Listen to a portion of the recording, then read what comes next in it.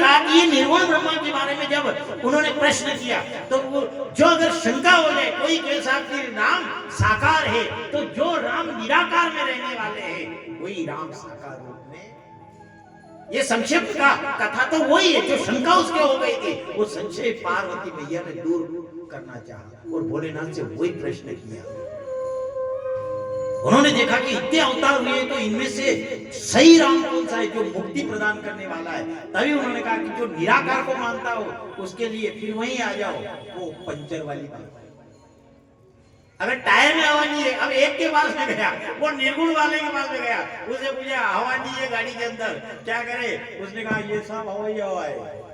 अरे दादा ये हवा ही हवा है पर ये काम की नहीं है। तभी क्या करे? दूसरे के पास में गए, दूसरे ने कहा क्या तू ले रहा है, ये हवा नहीं है। न सही बात है साहब, अगर सांस नहीं आए तो कोई जीवित रहे। उन्होंने देखा, वो साकार वाले ने देखा, अरे किस पगले से पाला पड़ गया रे आज। फिर वो किसी के पास में गया जो निराकार राम था। फिर साकार वाले ने क्या किया, एक मशीन के अंदर जो निराकार था उस निराकार को अंदर, ये वही है जो सर्वव्यापक है, जो सर्वव्यापक है पूरे ब्रह्मांड के अंदर जो विद्यमान है, वही राम। फिर उस साकार वाले ने क्या किया कि ईंधन के बल से उस मशीन के अंदर साकार रूप में डाला। फिर साकार रूप नली से फिर उस साकार टायर के अंदर उस हवा को भरा। हवा तो वही है जो अपन ले रहे हैं, जो विद्यमान है, लेकिन वो साकार बनकर जो टायर के अंदर गई तो वो गाड़ी चली गई। ये साकार और निराकार। आप चाहो तो ये राम कथा आपके सामने है, ये पड़ी हुई है। ये राम कथा आप घर ले जाकर भी इसका अध्ययन कर सकते हो, इसका सुमिरन कर सकते हो। पर जब अपन जो ये सब मंच बना हुआ रहता है और गुरु की वाणी से सुनते तो क्या होता है, इसलिए उस कथा के अंदर वो सरस्वती माता रस प्रदान करती है। स्वाद के लिए दो पात्र चाहिए, दो पात्र हो तो स्वाद आता है। और वो पात्र है जलेबी। देखिए वशिष्ठ ने हिंदी में कहा, जैन देख जो एक में चाहे देसी घी भरियो तो कोई, एक में देसी घी भरियो तो कोई बिल्कुल देसी घी में निकाल दो ना, बिल्कुल तरम तरा लाल छुड़ो, बिल्कुल है बिल्कुल कड़क जलेबी लाल छुड़ो, पर एक पात्र से स्वाद आए। ये राम कथा जहां पर लिखी, जिसने लिखी, मान लिया चाहती तो पार्वती मगन रहती, पर भोलेनाथ से हाथ जोड़ करके प्रार्थना क्यों करी, क्यों कहा कि मुझे पहले तो राम अवतार की कथा सुनाइए, फिर बाल चरित्र की कथा सुनाइए, और फिर जिस प्रकार जानकी से विवाह किया वो कथा श्रवण करवाइए। फिर उन्होंने विवाह करके और आए और जिस प्रकार वनवास हुआ वो कथा। अब विचार कर लो, पूरी कथा पार्वती कहती जा रही है, पर पार्वती को मालूम है कि स्वाद आना चाहिए। जब आप गोरी भली देसी घी की जलेबी काढ़ी ना आपके हाथ दीदे की लोग खाओ, जमे नहीं जमे। तो ये क्या है, ये जहां पर राम कथा को शिव जी ने बनाई वहां तो ये देसी घी की कोरी जलेबी थी, ये एक पात्र में थी। लेकिन दूसरा पात्र ये क्या है, या चाशनी की कढ़ाई है। चाशनी में अगर जलेबी डूबी जाए तो फिर तो पूछो मत। जने जने खाई मिली उनका वैसे रस है मुंडा में क्या। कथा के अंदर रस उत्पन्न होता है। और ये जो मंच बनता है अपने जो ये मंच बनता है, ये मंच काय का है, ये वो पात्र है। एक पात्र में जलेबी बनती है और जो चाशनी में डुबाई जाती है और वो रस प्रदान करती है, वही ये राम कथा है जो राम कथा रस प्रदान करती है।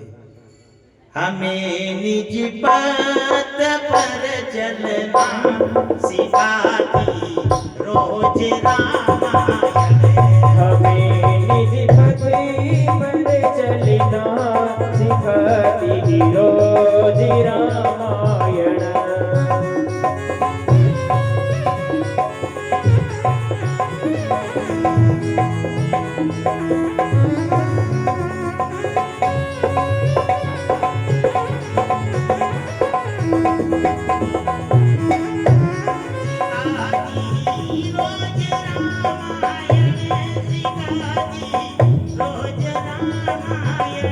सिखाती रोज रामायण सिखाती रोज रामायण सिखाती रोज रामायण सिखाती रोज रामायण सिखाती रोज रामायण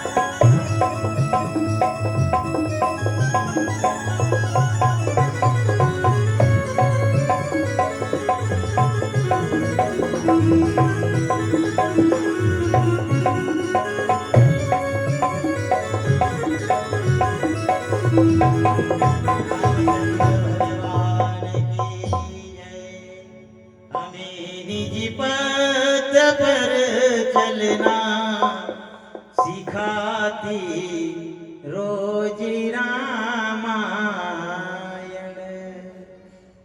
इधर जब पार्वती मैया ने प्रश्न किया, उन्होंने कहा कि ये निर्गुण ब्रह्मा साकार रूप कब धारण करते हैं, ये निराकार और साकार तो मैंने बता दिया। अब अवतार लेने के अनेक कारण हैं, अवतार लेने के अनेक कारण हैं।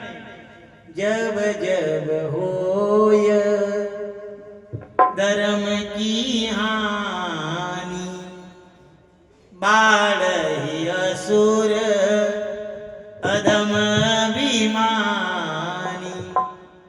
तब तब धरि प्रभु विविध शरीरा,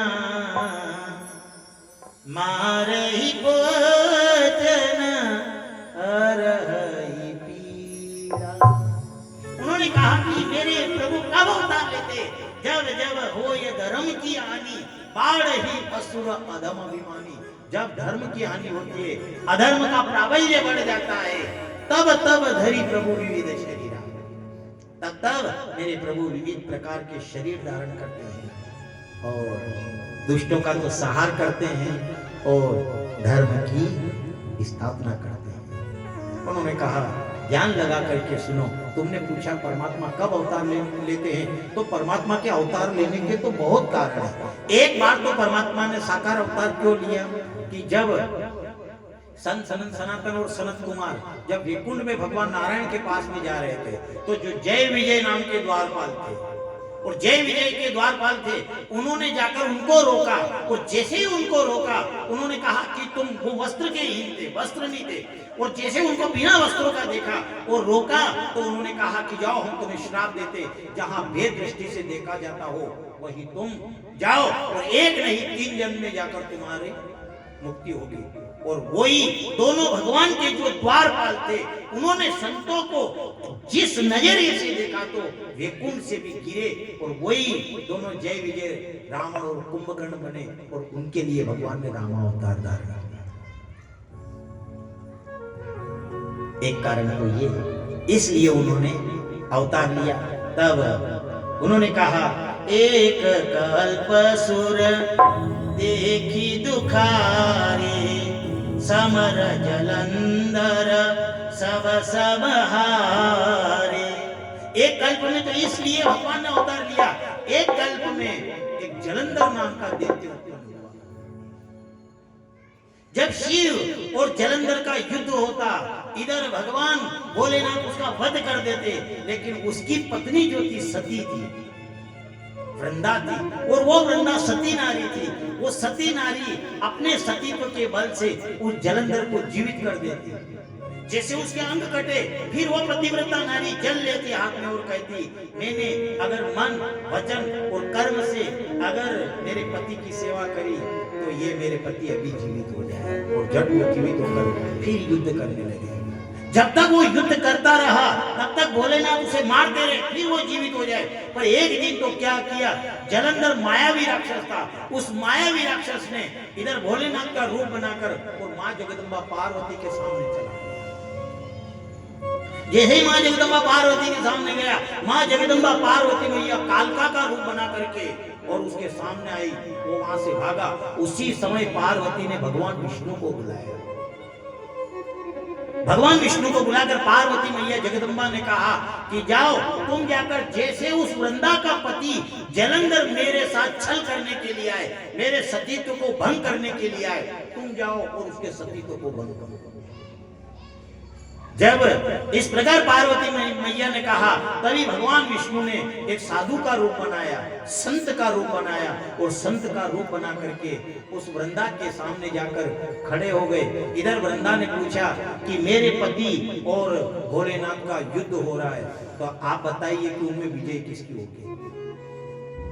अब उस वृंदा को ये मालूम नहीं था कि ये साक्षात त्रिलोकीनाथ भगवान विष्णु है। उन्होंने कहा, वो कुछ कहते इतनी देर में तो क्या हुआ कि जलंधर के अंग जो थे वो अंग कट करके गिर गए। और सही बात तो ये, वो जलंधर का अंग नहीं था, वो उसका शरीर नहीं था। कहीं तो पैर गिरा, कहीं हाथ गिरा, कहीं क्या गिरा, कहीं क्या गिरा। इस प्रकार से देखा, जब उसके हाथ और पैर कट करके गिरे, इधर जैसे वो देखा तो घबरा गई। वो महात्मा, साधु महात्मा भगवान विष्णु के स्वरूप में थे, वो तो वहीं खड़े हैं। और इधर उसके अंग जैसे गिरे, वो जोर जोर से रोने लगी, व्याकुल हो गई। अरे रक्षा करो, रक्षा करो, मेरे पति की रक्षा करो। उन साधु महात्मा से हाथ जोड़े साधु महात्मा ने कहा, तू सती नारी है, तो पतिव्रता नारी है, अरे तू तो अपने सतीत्व के बल से इनको जीवित कर दे। और जैसे उसने जो जल लिया, हाथ में हर बार लेती थी, उसी प्रकार उसने हाथ में जल लिया और जल लेकर के जो छोड़ा और कहा, अगर मैं मन वचन कर्म से मैंने पति की सेवा करी है और मैं पतिव्रता नारी हूँ, तो ये मेरे पति है, ये तुरंत जीवित हो जाए। और जैसे वो जल छोड़ा, वो जलंधर स्वरूप में, वो कृत्रिम पुरुष था, वो जलंधर नहीं था। जलंधर तो युद्ध कर रहा था और वो भगवान की माया थी। वो सबको नाचन चाहिए, माया रघुवर की, ये माया रघुवर की, ये माया रघुवर की, ये सबको नाचन चाहिए, माया रघुवर की। ये माया रघुवर की है और ये माया थी, इस माया को वो सती नारी भी नहीं जान सकी। जैसे जल लिया हाथ में और हाथ में जल लेकर के जो डाला, कहा मैं वचन और कर्म से अगर मैंने मेरे पति की सेवा करी तो ये तुरंत जीवित हो जाए। वो जट जलंधर खड़ा हो गया। उन्होंने कहा, तुम्हारे पति की सेवा करो। और वो जो वृंदा थी वो जाकर चरण दबाने लगी। और जैसे पर पुरुष का स्पर्श हुआ, पर पुरुष का स्पर्श होते ही इधर भगवान भोलेनाथ ने उसके शरीर को टुकड़े टुकड़े कर दिए। और वो असली जलंधर के जो अंग आकर के जो गिरे, गिर करके देखा तो उन्होंने देखा कि ये क्या है, मेरे पति यहाँ है और ये मेरे पति के अंग। इतने में जैसे ही उसके अंग की ओर देखा, वो कृत्रिम पुरुष और भगवान विष्णु के स्वरूप में वो साधु बने हुए थे, वो दोनों वहां से चले गए। उसने अंग को जोड़ना चाहा वृंदा ने, लेकिन वो जोड़ नहीं सकी। उसी समय उस वृंदा ने जल लिया हाथ में और जल लेकर के कहा, मैं श्राप देती हूं, जिस प्रकार तुमने मेरे साथ छल किया है और जो मनुष्य स्वरूप आकर के जो मनुष्य अवतार लिया है, मैं तुम्हें श्राप देती हूँ, वही मनुष्य अवतार तुम लोगे। और जिस प्रकार तुमने मेरे साथ छल किया है, उसी प्रकार तुम्हारे साथ छल होगा और तुम्हारी स्त्री का मेरा पति हरण करके ले जाएगा। उस कारण से इधर भगवान राम का अवतार हुआ है। वही जलंधर, इधर वो जो सती थी, उसने भगवान को श्राप दिया, भगवान पत्थर के बना दिए। उन्होंने कहा कि जाओ, मैं तो पत्थर का बन गया, पर तुम भी वृंदा तुलसी बन जाओ, जिसको मैं अपने सिर के ऊपर धारण करूंगा। चाहे राक्षस की पत्नी, ये वृंदा तुलसी जो है ये राक्षस की पत्नी है, पर आज भी भगवान शालिग्राम जी इसको अपने सिर पर धारण करते हैं। अपने देखने का नजरिया होना चाहिए। चाहो जिसमें मेरे राम प्रकट है।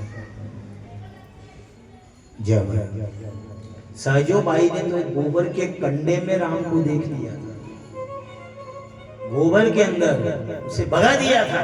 कोई आए, मान लिया घना घना देखा आपने मंच के ऊपर कोई नेताजी नहीं आवे, तो नेताजी आवे तो ये ज्यादा होशियार रही तो मंच के ऊपर से जाएगा, ये मंच के ऊपर से जाने मारा पेरे थे जो कोई बापड़ो जो नरसिंह ज्यादा बोलता नहीं वो 18 सीट ऊपर है और पाछी लेने बैठो रहे वो देखे मतलब ही बोली। अब वो देखे यार नेताजी मेरा आपी की तरफ जावा तो पजे भी नेताजी इतना कलाकार है कि जहाँ तक मंच के ऊपर वालों को स्वागत है वहां तक तो भी मंच के ऊपर भी बैठा रहे भी नेताजी ने सभा संबोधित करे ने पछे उतरी ने भी नेताजी जाकटे उन्हीं गरीब आदमी के मेरे देखिए कई समस्या है सा कई समस्या को न खाने टका चिंता मत कर,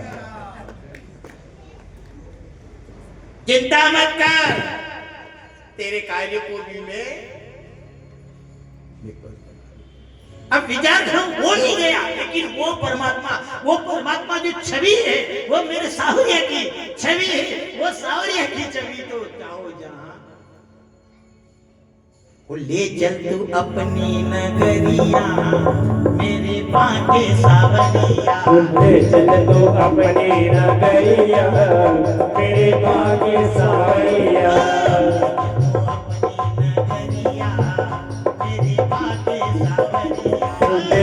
तो अपनी नगरिया मेरे बाके सावरिया।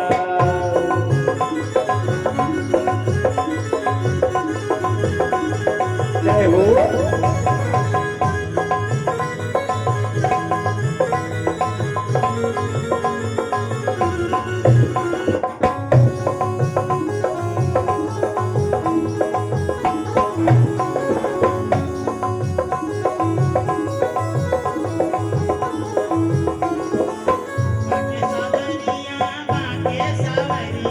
बाके सावरिया, बाके सावरिया, बाके सावरिया, बाके सावरिया।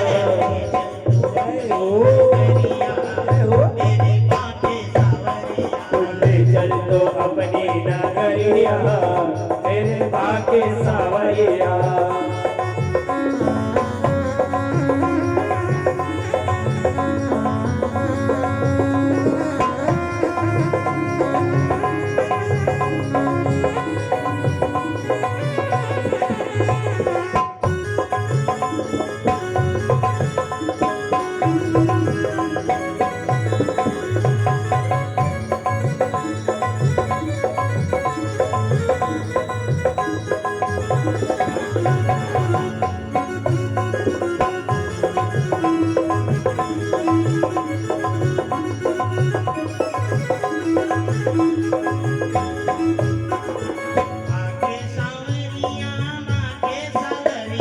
बाके सावरिया, बाके सावरिया, बाके सावरिया, बाके सावरिया।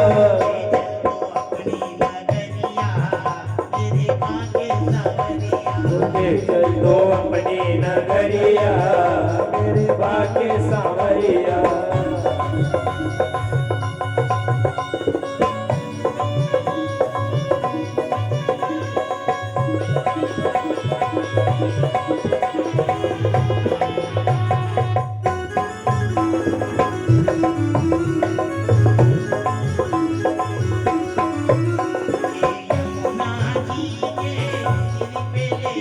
ओ यमुना जी के तट पर ले चले, ओ यमुना जी के तट पर ले चल। जय हो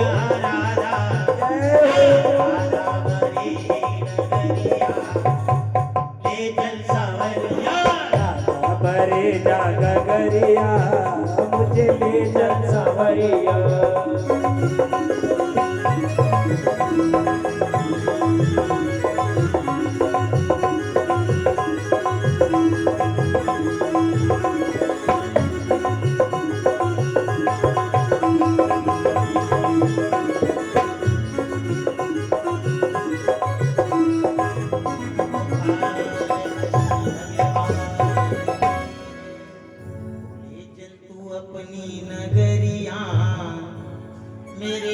के सावरिया,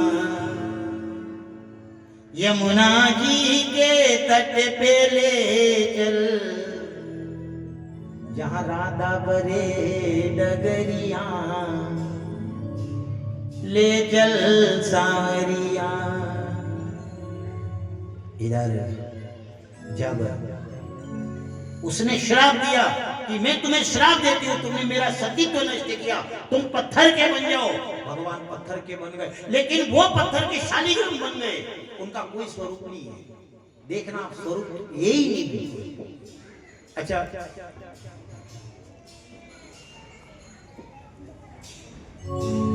अब ई भगवान है तो कसा कपड़ा पहरे रे क्या? अब ई असा आने कपड़ा पहरे रे क्या? एक मन में भी है,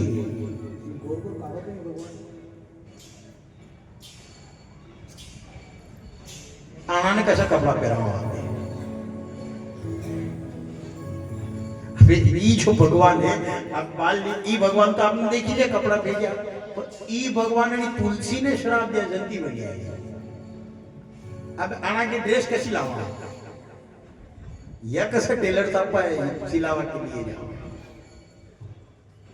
पर एक बात है, वो के नहीं साहब, निर्गुण ब्रह्मा ने साकार रूप ये जब जलंधर की स्त्री ने उनको श्राप दिया था, उन्होंने कहा तुमने मेरा सतीत्व नष्ट किया, मैं तुम्हें श्राप देती हूँ, तुम पत्थर के बन जाओ। उन्होंने कहा मैं तो पत्थर का बन जाऊंगा, पर तुम्हें मैं अपने सिर पर धारण करूंगा। इधर जब भक्त जो है, चाहे भक्त किसी प्रकार का, वो भक्त को देखते नहीं है भगवान, केवल भगवान तो भक्त की सुनते हैं। भक्त भगवान के पास में जाता है और भगवान क्या करते हैं, भगवान भक्त की सुनता है। इधर वृंदावन के अंदर महात्मा जाए, अब ऐसे ऐसे भगवान थे, ऐसे भगवान थे, तो जब वृंदावन के अंदर जो महात्मा थे, वो शालिग्राम उनके हाथ में है, और शालिग्राम को देखे, और जो जो जितने भी आए सब अपने अपने भगवान को लेकर के आए। अब इधर उस महात्मा के मन में आया, अरे ये मेरे पास कैसे भगवान है, अगर आप जो लड्डू गोपाल होते तो मैं भी आपका श्रृंगार करता। रोज जो पूजा करे, वो महात्मा पूजा करे, उन शालिग्राम जी की पूजा करे, वहां तक वो शालिग्राम जी बड़े आनंदित थे। पर जब आज सब श्रृंगार करके आए, जब भगवान का सबने अलग अलग प्रकार से श्रृंगार किया, सभी के भगवान के पास में कपड़े पहने हुए, जब इस प्रकार से देखा, तो इधर उन शालिग्राम भगवान की जब पूजा करते करते आज उस महात्मा की आंख से आंसू आ गया। और जो आंसू आया एक सत्य घटना है, कोई मन की बात नहीं है। इधर उन महात्मा की आंख में आंसू आ गया और महात्मा ने कहा, अरे अगर मान लिया जाए ये आप शालिग्राम हो, आपका कोई स्वरूप नहीं है, अगर आपका कोई स्वरूप होता तो मैं भी आपका श्रृंगार करता हूं। और जिस प्रकार से वो कहती कि मैं ना तो निराकार हूं, ना मैं साकार हूं, ना मैं निराकार हूं, ना मैं साकार हूं, मेरा भक्त मेरा जैसा आकार के स्वरूप का दर्शन करना चाहे, मैं वैसे आकार का बन जाता हूं। और जब उन महात्मा की आंख में आज आंसू आ गए, मेरे परमात्मा भी अगर ऐसे होते तो मैं भी उनका दर्शन करता, आज मैं भी उनका श्रृंगार करता। इस प्रकार जैसे ही उन्होंने शालिग्राम से प्रार्थना करी, तो शालिग्राम मूर्ति के अंदर से राधा रमन प्रकट हो गए। और उस समय उसने प्रार्थना करी, मेरो राधा रमण गिरधारी। किनसे? उन सांवरिया थे, और वो गोल गोल थे, जिनका कोई श्रृंगार नहीं होता है। आज एक भक्त की प्रार्थना सुनी और उसके अंदर जो छवि थी, वो छवि की मैं भी श्रृंगार करता। तो आज एक सामने तो राधा, दूसरे सामने बांसुरी, एक राधा रमण का मंदिर है वहां पर। आप कोई गए हो और आप कथा भी सुनो, कभी जाओ तो आप पूछना, उस समय से आवाज है, राधा रमण गिरधारी, गिरधारी श्याम बनवारी। ओ मेरो राधा रमण गिरधारी, गिरधारी श्याम बनवारी। ओ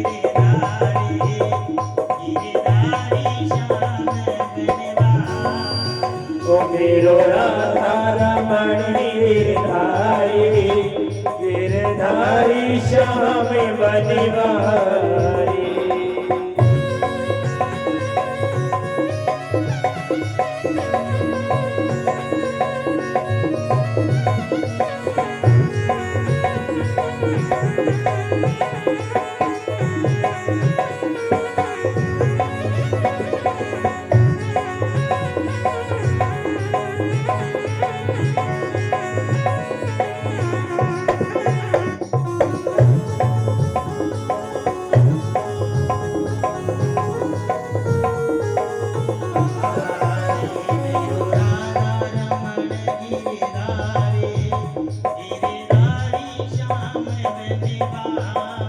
ओ मेरो राधा रमण गिरधारी गिरधारी श्याम बनवारी।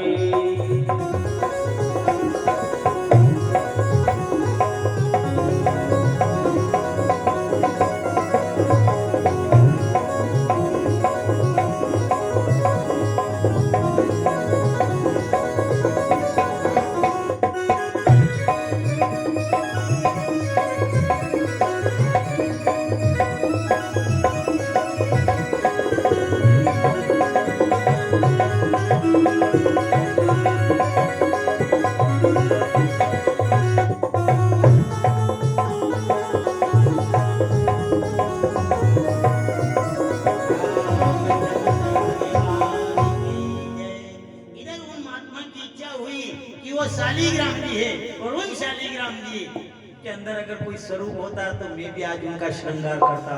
वही शालीग्राम जी राधा रमण भगवान बन गए मंदिर में। आज वृंदा ने कहा तुम पत्थर के बन जाओ, भगवान शालीग्राम बन गए। एक भक्त के लिए शालीग्राम बने। उन्होंने कहा हे वृंदा, वो राक्षस की पत्नी थी, फिर भी उन्होंने कहा कि तुम भी तुलसी बन जाओ और सदैव मैं तुम्हें अपने सिर के ऊपर धारण करूंगा। और वही जलंधर राक्षस जो था, वो जलंधर राक्षस रावण बना। वृंदा के श्राप के कारण प्रभु श्री राम ने नामावतार। एक कारण वो है। इधर भगवान भोलेनाथ कहने लगे ओ नारद शाप दीन एक बार कल्प एक लगी तव अवतार। हे पार्वती, एक बार नारद जी के श्राप के कारण भगवान को रामावतार लेना पड़ा। या जैसी अत्री बात जो थी, अत्री बात पार्वती मैया ने घोर नहीं करी थी। अत्री कथा होने के बाद में दिमाग भी लगाए, पर जैसे उन्होंने कहा कि एक बार नारद जी ने श्राप दिया और उस श्राप के कारण इधर भगवान नारायण को रामावतार लेना पड़ा। अब यह बात जैसी सुनी तो पार्वती मैया को दिमाग खराब हुई। पार्वती मैया बोली ये कोई गुरुजी ने श्राप दिया। कहा पार्वती का गुरुजी है, ये कैसे हो गया? उन्होंने श्राप क्यों दे दिया? हमारे गुरुजी ने। हाँ, आपका गुरुजी ने। पर देखा जब भोलेनाथ ने एकदम पार्वती ने गुरुजी कहा तो भोलेनाथ ने कहा कि तुम्हारे गुरु के ऊपर भी प्रेम है, गुरु के ऊपर भी तुम्हारा प्रेम है। इधर उन्होंने कहा कि हाँ, एक दिन क्या हुआ कि जब नारद जी महाराज की मन की इच्छा हुई तो हिमालय की कंदरा जो है, उस कंदरा के वहां जाकर एक कंदरा को देखा और वहां पर जो मंद सुगंध पवन चल रही थी और पास में गंगा नदी बह रही थी, कलकल की ध्वनि आ रही थी। इधर सुंदर वातावरण देखा तो नारद जी महाराज ने देखा पर यही तपस्या। पर एक कारण और है कि दक्ष का श्राप है नारद जी को, 2.5 घड़ी से ज्यादा कहीं नहीं रुक सकते। नारद जी के ज्यादा घुमा कुछ काम है। दक्ष ने श्राप दियो तो भी नारद जी नाराज नहीं हुआ। कहा कि दक्ष ने श्राप नहीं दियो कि दक्ष ने जो संतान उत्पन्न करी और संतान ने भेजी जाओ तपस्या करवा के लिए। अब संतान जावे तो है पर वापस नहीं आता। दक्ष ने विचार કર્યો મારા છોરા કેમ ગયા સા રોજ બેજુઓનાને રોજ જાતા થકા નજર આવે પણ આવતા થકા નજર નહીં આવે આવતા થકા नहीं नजर आवे ये तो भी सृष्टि की सौ बड़ी घुमा घुमी करी न जैसा आवे और रास्ता में आवे नहीं है नारद जी मिली है नारद जी ने पूछा कि कहां से आ रहे हो उन्होंने कहा कि हम सृष्टि की परिक्रमा करके आ रहे हैं तो फिर कहां जा रहे हो हम गृहस्थी बसाने के वहां जो इस झंझट में मत पड़ना दक्ष ने विचार किया ये मेरे बेटे कहां जाते हैं इधर हर्यक्ष को उत्पन्न किया फिर वो नहीं आए फिर शबलाश को उत्पन्न किया वो भी नहीं आए उसके बाद ने देखा कि ये बेटे जाते कहां है कहा कि माता पिता ध्यान तो रखे अब देखा तो उन्होंने देखा कि ये नारद ऐसी पट्टी पढ़ाता है इसको कि ये जाते तो नजर आते फिर आते नजर नहीं आए अब इन्होंने इस प्रकार देखा तो उन्होंने जब जान करके दक्ष ने श्राप दिया कि मैं श्राप देता हूं कि नारद 2.5 घड़ी से ज्यादा तुम कहीं नहीं ठहर सकोगे नारद जी महाराज ने फिर भी हाथ जोड़े और कहा धन्य हो तुम जो तुमने मुझे श्राप दिया हम तो संत हैं और अच्छा रहा जो मान लिया जाए आपने ये श्राप दे दिया अब तो और मिलनसार ज्यादा होगा ज्यादा नहीं रुकेंगे आपको पहले तो मान लिया 2.5 घड़ी से ज्यादा श्राप नहीं था तो जहां रुक गए वहां बैठ गए जहां बैठ गए अब तो घड़ी को देखना पड़ेगी ज्यादा नहीं रुक सके ठीक है अच्छा रहा इधर नारद जी महाराज जब उस हिमालय की कंदरा को देखा तो वहां जाकर के बैठे और बैठ करके जब अब 2.5 घड़ी से ज्यादा तो उन्होंने अपने सांस की गति को बांध लिया और जो भगवान नारायण का सुमिरन करने लगे अब यहाँ नारायण का सुमिरन करने लगे उधर इंद्र ने विचार किया कि हो ना हो कहीं ऐसा नहीं हो कि मेरा इंद्रासन ये छीन ले जिसके अंदर जो भाव होता है सामने वाले को वो उसी नजरिए से देखता है मन के अंदर जैसा भाव होता है वो मान ली वो नहीं कि सूखे हाड़ को लेकर के वो कुत्ता समझता है देखना आप कुत्ते को देखना कभी कभी देखना जो हड्डी भी चबाता है कुत्ता जब हड्डी चबाता है तो उस हड्डी के अंदर ये राम कथा के अंदर ही लिखा हुआ वो हड्डी के अंदर उसे स्वाद नहीं आता है सूखी हाड़ में क्या स्वाद है पर जब वो हड्डी चबाता है उस हड्डी से क्या होता है कि उसके अंदर रक्त निकल आता है खून निकल जाता है उस हड्डी को वो चबाता है लेकिन उसका स्वाद हड्डी का स्वाद नहीं है वो जब अंदर हड्डी चबाता है उस हड्डी के कारण उसके मुंह में रक्त आ जाता खून आ जाता है स्वाद उसी के खून का आता है इधर बाबा तुलसीदास जी ने राम कथा में कहा है कि जब इंद्र ने देखा इंद्र क्योंकि इंद्र को तो वो सियासत प्रिय था अब जो नारद जी महाराज तपस्या कर रहे थे इधर इंद्र की शंका हो गई ऐसा नहीं हो कि कहीं ये मेरा इंद्रासन अधिकार प्राप्त कर लेंगे नारद जी इस प्रकार विचार करके उसने कामदेव को भेजा बाबा तुलसीदास जी ने इसीलिए कहा है कि सूखे हाड़ को लेकर के श्वान कहते हैं कुत्ते को कुत्ता के मुंह में अगर एक हड्डी आ जाए तो वो हड्डी लेकर के इतना मस्त होता है कि ऐसा नहीं हो कि कहीं ये हड्डी कोई शेर मेरे मुंह से छीन ले शेर हड्डी को क्या करेगा क्योंकि उसका भाव ही ऐसा है इधर उस इंद्र ने विचार करके और कामदेव को भेजा इधर कामदेव आया और कामदेव ने अनेक प्रकार की रचना करी सुंदर स्त्रियां नृत्य करने लगी पर विचार कर लो जिसका कोई क्या बिगाड़ेगा कि जिसका रमापति भगवान स्वयं रक्षा करने वाला है इधर अनेक प्रकार से वो कामदेव आया और कामदेव ने नृत्य गान किया लेकिन फिर भी कुछ नहीं बिगाड़ सका तभी जाकर के उनका चरण जो नारद जी महाराज के चरण पकड़ लिए उन्होंने कहा क्षमा करना हे प्रभु आपके इस समाधि को हम बिगा नहीं सके अब विचार कर लो उसका कौन क्या बिगाड़ेगा जिसका रक्षक स्वयं रमापति भगवान है तब नारद ने शिव पाई तब नारद ने शिव पाई तब नारद गवे ने शिव पाई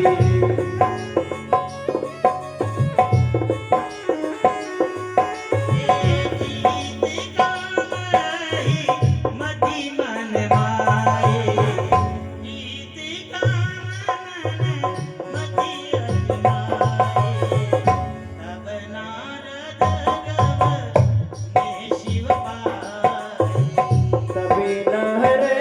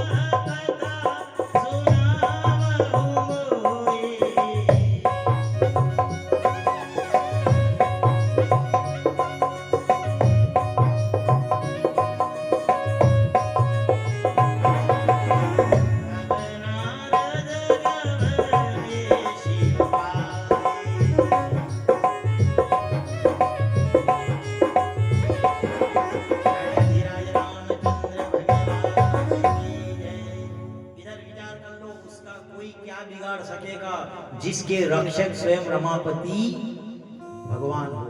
कामदेव ने अनेक उपाय किए, स्त्रियां नाचने लगी, आसपास में आकर के उन्होंने नृत्य किया। इधर नारद जी महाराज ने तो सांस की गति बांध ली थी।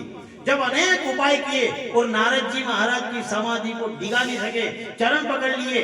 कामदेव ने वो कहा क्षमा कर दो, मुझे इंद्र ने भेजा था तुम्हारी समाधि तोड़ने के लिए, पर ये इतनी रति रंबाती के समान अप्सरा उत्पन्न करी और तुम्हारे सामने नाची, तुम्हारी समाधि ही नहीं डिगी। एक विचार करना था, इसलिए करुण भाव होता है कथा के अंदर। कथा का स्वर अलग होता है, डीजे का स्वर, ये फर्क है। क्योंकि कामदेव की समाधि कौन क्या डिगाए? जिसकी रक्षा करने वाले साक्षात रमापति भगवान है। अब स्त्रियां नाच रही थी, लेकिन कामदेव ने अनेक उपाय किए, लेकिन नारद जी महाराज को कोई फर्क नहीं पड़ा। नारद जी तो जैसे बैठे, वो तो चरण पकड़े और कहा कि इंद्र ने मुझे भेजा और क्षमा करो। उन्होंने देखा कामदेव ने ऐसा नहीं, वो श्राप दे दिया। डीजे देखे होगा आपने। अच्छा, राम धर्म की बात है, कथा में तो फिर भी कथा वे ने कदी कदी ऐसो भजन आई जा या सो करुण रस आई जा, तो कदी कदी यहाँ थी भी आओ निकली जा, पर कदी डीजे के पास ही निकले कभी का हो कायदा थी, वहां भी तो भजन गावे देखे होगा आपने। और ये मार तो अंदाजे भी कदी ये सफेद बाल वाला ई वाला वादा वाला देख, वादा वाला इतना कलाकार है, शुरू में इन्हें बैंड शुरू करेगा तो आईने को दिखा सत्यम शिवम सुंदरम आ सत्यम शिव, अभी सफेद बाल वाला देखे वाकई मुंह न ये बज गया। अब थोड़ी देर तो सब भजन होनेगा न, वो गायो नहीं, ऐसा आई में उबरिया न, थोड़ी देर बाद ले जाएंगे ले जाएंगे ले जाएंगे। करुण भाव जो है, करुण भाव कहाँ प्रकट होता है? करुण भाव अगर कहीं प्रकट होता है तो कथा के अंदर स्वर कथा में होता है, स्वर ईश्वर कहते हैं। जब कामदेव ने आकर के चरण पकड़ लिए, नारद जी से कहा ऐसा नहीं हो कहीं श्राप दे दो। नारद जी ने कहा अरे ये क्या है, हमारे मन में तो काम उत्पन्न नहीं हुआ। अरे इंद्र ने भेजा उनसे। इधर उन्होंने कहा इंद्र से कहना तुम जाकर के कि नारद जी को क्रोध नहीं आया, क्रोध नहीं। हाँ अच्छा, फिर थोड़ा कामदेव गए, फिर उन्होंने बुलाया इधर आओ यार, उनसे एक और कहना कि नारद जी के मन में काम उत्पन्न नहीं हुआ। फिर थोड़ी देर गए और थोड़े दूर गए और फिर नारद जी ने बुलाया कामदेव को, इधर आओ। क्या है? इंद्र से कहना कि नारद जी के मन में तुम्हारे राज्य का लोभ ही नहीं है, ना तो काम, ना क्रोध, ना लोभ। कामदेव हाथ जोड़ करके गया। अब नारद जी को अभिमान आ गया। नारद जी ने विचार किया हमने काम को जीता है, अब तो भोलेनाथ भी कहीं नहीं लगते हैं। ये घना एडी में जावा इतना कथा करवा भले ने कथा करीने कोई को ऐसा मिल जाए। एक तो खाता पीता घर का भी रे, खाता पीता घर का, तो खाता पीता घर का तो सब यहाँ बैठा ने मैं कदी कदी क्यों जावा तो उनको पीता खाता भी मिले। दो प्रकार का मिले दो। तो अब एक तो खाता पीता, अब एक खाता पीता में एक पीता खाता। तो वहां जावा भी चाय की बाबू जी चाय भी लो, कहा साहब हमारे शुगर है चाय नहीं फीके आए ना ताजा दूध के, थोड़ा मालूम है कि पीता खाता घर का है वो कहीं को नहीं आप पियाई क्या लगा दुई के वेजे कहीं लगा पर पराधिका साहब देवा तो ने कही बात वे क्या नहीं बाबू जी टेंशन मत लो, वो तो पहला तो काम यदि अबे कथा की आगे में अबे तो मर के थी भी कहीं ना वाह भाई हो भगवान ने बढ़िया करियो। अब यही हालत नारद जी की है। नारद जी जब काम चरण में गिर गया और नारद जी के चरण में गिर कर क्षमा याचना करी तो नारद जी ने देखा अब शिव जी भी हमारे आगे, हमने काम को जीत लिया। कहाँ जाए? अब वो गए तो पहले भोलेनाथ के पास में गए। अब भोलेनाथ के पास में गए, भोलेनाथ से जाकर के पूछा, भोलेनाथ बैठे हुए थे। भोलेनाथ ने देखा ओहो संत महात्मा नारद जी महाराज पधारो पधारो पधारो। पधारो साहब, आज तो संतों का मिलन हुआ, आज तो कथा सुनेंगे, राम कथा सुनेंगे, राम कथा सुनेंगे। अब वीर रोज तो राम राम राम राम नारायण नारायण नारायण नारायण, आज गया तो आज तो साल ही चल लगे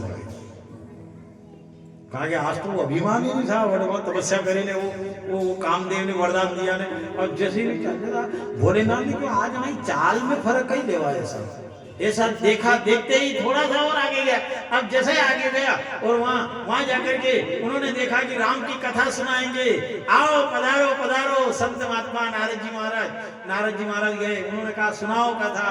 अब क्या राम कथा तो नहीं सुनाई, न काम कथा शुरू कर दी उन्होंने जैसे काम कथा श्रवण करवाई, इधर भोलेनाथ एक और करी वो कथा श्रवण करे ने कोई को वक्ता पूछे भी है के भी है सब कथा खीतर के लागी आपने। तो यह बात जैसी कथा करी न नारद जी महाराज नीचे उतरिया, बड़ी मंच थी न, उनके बाद जो भोलेनाथ के सामने गया, भोलेनाथ ने पूछो सब कथा किस तरह कही है। भोलेनाथ ने कहा नारद जी से, कथा का तो आनंद आ गया, पर ध्यान रखना नारद, क्या जो कथा आपने मेरे से सुनाई ये किसी को मत सुनाना। नारद जी को कहना कि तो ईर्ष्या है, मैंने मेरी बड़ाई करी नहीं इनको अच्छा नहीं लगा। भोलेनाथ क्या अच्छा लगा, उन्होंने कहा नारद जी महाराज से कहा ये कथा आपने मेरे सामने कह दी, ये कह दी कोई बात नहीं, पर ध्यान रखना नारद ये प्रसंग कहीं मत सुनाना। इधर नारद जी ने कहा कि और तो किसी के सामने नहीं सुनाऊं, पर रमापति भगवान उन्होंने कहा उनके सामने तो बात चल रही हो तो छिपा लेना। अब नारद जी को वो बात अच्छी नहीं लगी, वहां से उठे और उठ करके जैसे ही चले वहां कहां जहां रमापति भगवान थे वहां गए। अब विचार कर लो, जो भोलेनाथ ने मना किया, उन्होंने कहा ये कथा आपके मन में ही रखना, किसी को मत कहना, तो पहले गए और जाकर के रमापति भगवान के सामने जाकर के और उन्होंने वर्णन करना आरंभ कर दिया। किसी ने हनुमान जी से पूछा आप सुनते हो? हनुमान जी ने कहा हाँ सुनता हूं। तो आप किसकी सुनते हो? हनुमान जी ने कहा जो मेरे प्रभु की कथा सुनता है मैं उसकी सुनता हूं। जो मेरे राम की कथा सुनता है उसकी प्रार्थना मैं सुनता हूं।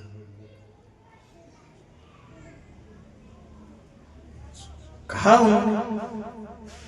जिसने तेरी कथा सुनी है उसकी व्यथा सदा सुनना।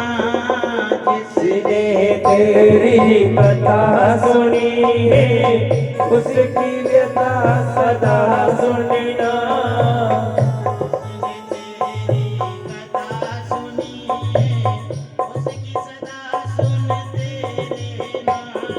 जिसने तेरी कथा सुनी है उसकी अनसुनी मत करना।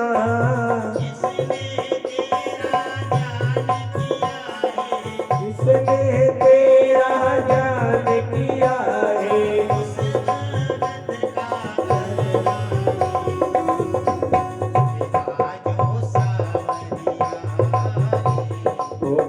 जो सावरिया हमारे अब के जम की अटकी नैया, अब के जम की अटकी नैया, पार लगा जो रे आजो सावरिया, ओ आजो सावरिया।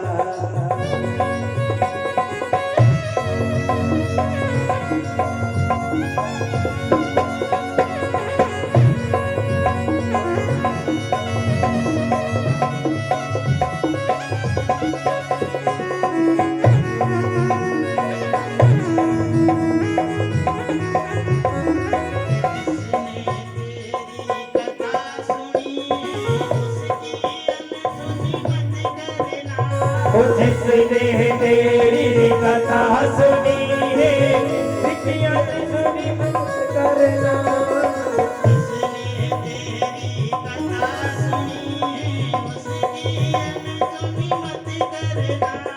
जिसने तेरी कथा सुनी है उसकी अनसुनी मत करना। जिसने तेरी कथा सुनी है उसकी अनसुनी मत करना।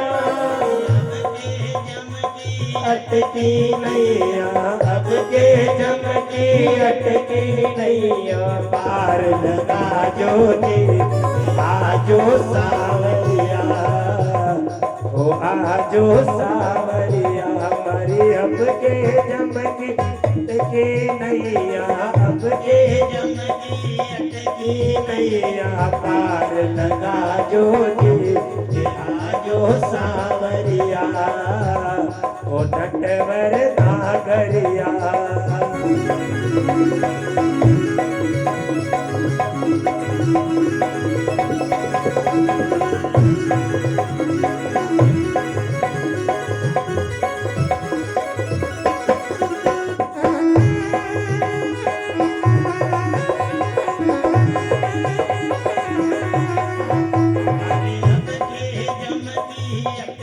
अब के चमकी अटकी नैया जो आजो सावरिया ओ आजो सावरिया एवर नागरिया